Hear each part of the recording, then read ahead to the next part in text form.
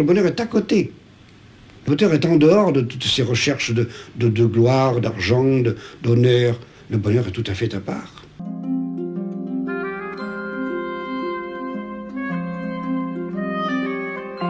Mais le bonheur, je crois, après pas mal d'expériences, s'atteint et se procure par des choses qui sont gratuites et de petites choses minuscules auxquelles d'ordinaire on ne fait pas attention et qui, si on y fait attention, composent le bonheur précisément.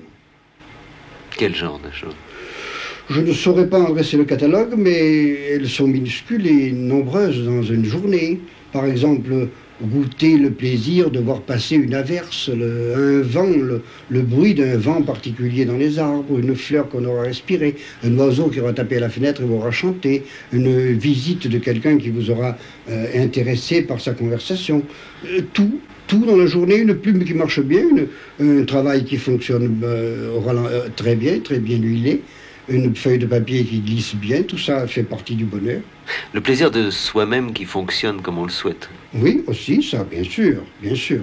Son fonctionnement. Il n'y a qu'une chose qui est très grave, très embêtante et qui me paraît absurde, que je ne comprends pas. La mort, je la trouve tout à fait naturelle et normale, comme la naissance. Mais une chose que je ne comprends pas, c'est la souffrance physique. Mais la souffrance physique est une souffrance alors très insupportable.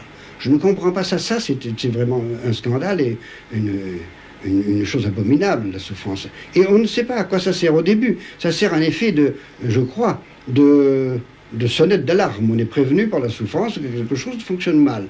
Ça me paraît normal. Mais après, pourquoi dure-t-elle après qu'elle vous ait prévenu? C'est ça qui est grave. La mort et le reste n'a pas beaucoup d'importance. La souffrance la physique, mort, non, la mort, c'est normal. Oui, la mort, c'est tout à fait normal. Même s'il n'existait pas, ce serait terrible. Imaginez que nous soyons obligés, vous et moi, de faire ce que nous faisons là dans l'éternité. L'éternité, vous vous rendez compte, c'est terrible. Épouvantable. Nous n'oserions plus prononcer un mot, c'est plus la peine, bien sûr. Tandis que, étant donné que nous avons la mort qui peut nous voler ce mot aux lèvres, nous le prononçons, c'est tout à fait normal. La vieillesse, non, n'est pas un drame en soi. Ah, la vieillesse, alors là, c'est autre chose. La vieillesse est très agréable. Je ne voudrais pas retourner en arrière, et je crois que même je ne voudrais pas retourner dans ma jeunesse. Ah bon? Non, même pas dans ma jeunesse. Je trouve que la vieillesse est beaucoup plus intéressante que la jeunesse. Les jeunes n'attendent pas. Ils se précipitent sur les choses et ils les dévorent. Ils ne les goûtent pas, ils les dévorent, ils les avalent. Sans prendre la moitié, le quart, la millième partie du plaisir que moi je prendrais pour la millième partie de ce qu'ils avalent.